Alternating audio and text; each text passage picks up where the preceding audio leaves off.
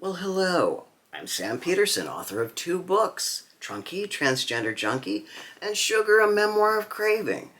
I'm an old gay trans man with bad teeth, and I love knives, and I'm not here to rate them or tell you about the newest, the bestest, the fastest, the kabowest. I'm here to queerly share my queer love of knives with you. Like and subscribe. Well, howdy. I just wanted to bop by and talk about this little catch and release number I had.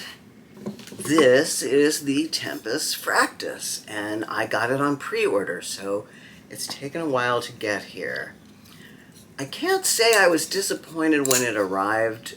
It's exactly the knife I knew it to be. Large, flat like a fish, well-made, wide blade, blacked out aesthetics. But here's the deal, as my friend Judel likes to say, I'm not a huge fan of the Tempest brand. Don't get it twisted, it's not because they're not good blades. They're just really not my thing. They don't sing to me. I had the Jetstream, Tempest Jetstream, for a minute, but I sold it for this very reason. The Fractus is just a Jetstream as far as I'm concerned. All of his knives look pretty much the same to me. This knife is very handsome. It seems to be well constructed. I just don't want it. I need to want to own the knives that I have. I need to want them. The knives I have in my very slimmed down collection are knives that break my heart to contemplate selling. They're all just things, I get it, and I have certainly sold knives that hurt to sell. The Raccoon, the Spyderco Sage, and others I cannot recall because it was 6:42 a.m. and I hadn't finished my coffee when I wrote this. Okay. Coffee's gone. Big Trouble by Counterculture, in case you're interested, which should surprise no one by name alone. Counterculture, Big Trouble. So I put this knife up for sale, whereupon it immediately left my home. By Fractus, I barely knew thee. Now, the knife I'm getting to know right now, and enjoying very much indeed, is the knife that I was hinting about last week so broadly, and that is the Malibu in Magna Cut. Goddamn! What a good knife. It really pays to expand your horizons if you can afford it. This is not a knife I was really attracted to, although I was certainly curious about it. I heard a lot about it. I was curious, like, why would such a plain-ass, aluminum-handled, pointy thing have such a following? I bet there are hundreds of knives that I would really enjoy if I got my hands on them. Knives that don't necessarily capture me in their pictures or on the interwebs. It makes me both more receptive and also wonder, what I'm missing out on. This fucking knife, it's a killer. It is just so great. Okay, I'll see you next week. Bye, love you. Just kidding, JK. It is hard to qualify the itness of this knife. It's really elegant in its simplicity. It only has one method of deployment. It's not a fidgety blade per se, although I find myself fidgeting constantly.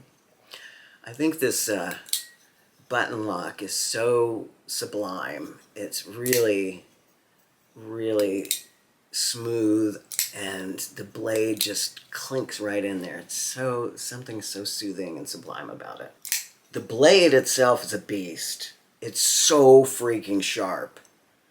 That stabby point opens everything up, and then the rest of that Magna Cut just slides through like hot butter, like a hot knife through butter, like hot butter on a hard knife. It's not a big knife, but it's sly in that this tip gives it an extra like 1/2 inches So it's kind of an unexpected, larger than a medium knife.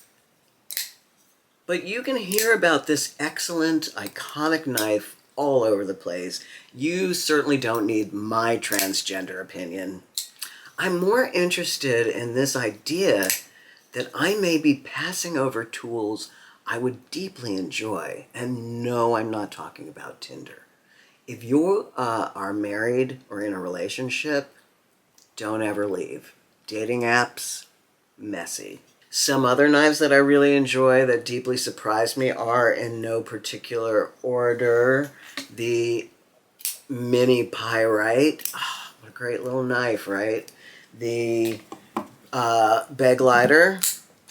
This is the liner lock version, which I just love. All the Begleiters I really love. The Demco 85 20.5. It took me a long time to pull the trigger on this guy. I was convinced I wouldn't like it. And any kind of zero tolerance. I thought these knives were a joke that I just didn't find funny. But now I'm like completely smitten. I love these big ass overbuilt knives. Love them. Each of these knives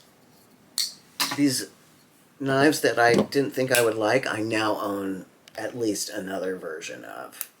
And conversely, many knives I knew I would love turned out to be wah, wah.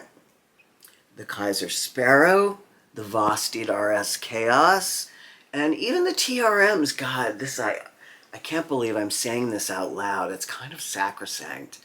I thought I would go crazy over the TRMs, but honestly, they leave me a little lukewarm. Don't tell anybody. I'm not anti. When you hold a TRM, it's obviously a great knife. Obviously, beautifully made. They just don't make me sing the way I thought they would. Speaking of singing, the cat is howling, the baby's crying, and by baby I mean my stomach. It's time to eat, children. It's time to eat, children. Be careful where your comma is. I love you. Take care. Bye. Wow, it's really twisted.